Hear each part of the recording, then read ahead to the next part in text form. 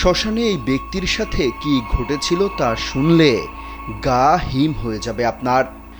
তার সাথে ঘটে যাওয়া প্রতিটি ঘটনা যেন ভৌতিক সিনেমার কাহিনী। পৃথিবীতে ভূতপ্রেতের অস্তিত্ব না থাকার কথা বলা হলেও এই ব্যক্তির দাবি তার সাথে যা যা হয়েছে তা কোনো অংশের কম না।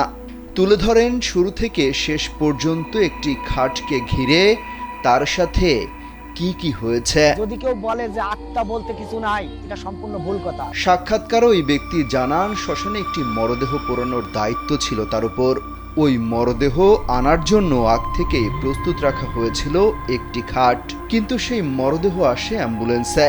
এরপর শুরু হয় দেহ পোড়ানোর কাজ। স্যান্ডেলিনা সো, রূপচর্চায় আভিজাত্য। কিন্তু ওই মরদেহ কোনোভাবেই পুড়ছিল না। মরদেহের উপর থেকে বারবার পড়ে যাচ্ছিল কাঠ। অবশেষে প্রায় 3 ঘন্টার চেষ্টায় পোড়ানো হয়। তখন প্রায় শেষ রাত। এই সময় কেউ ছিল না তার আশেপাশে। যখন সব কাজ শেষ করে শ্মশানে তালা দিয়ে বের হবেন, ঠিক তখন 2টা ছেলে হুট করে হাজির হয়।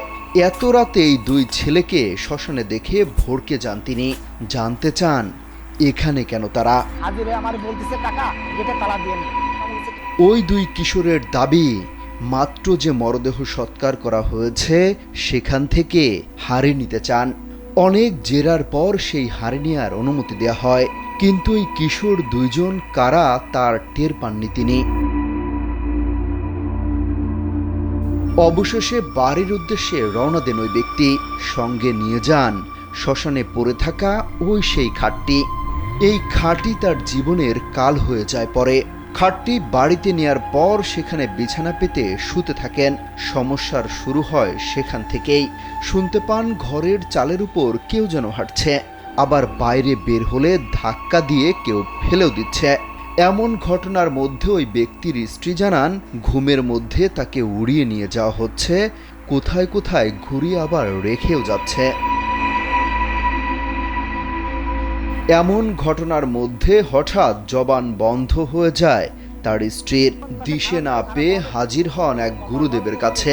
তাকে দেখেই আশপাশের সবাইকে সরিয়ে দেন ওই গুরুদেব। সাথে সাথে জিজ্ঞাসা করেন তিনি শ্মশান থেকে কেন খাট নিয়ে এসেছেন।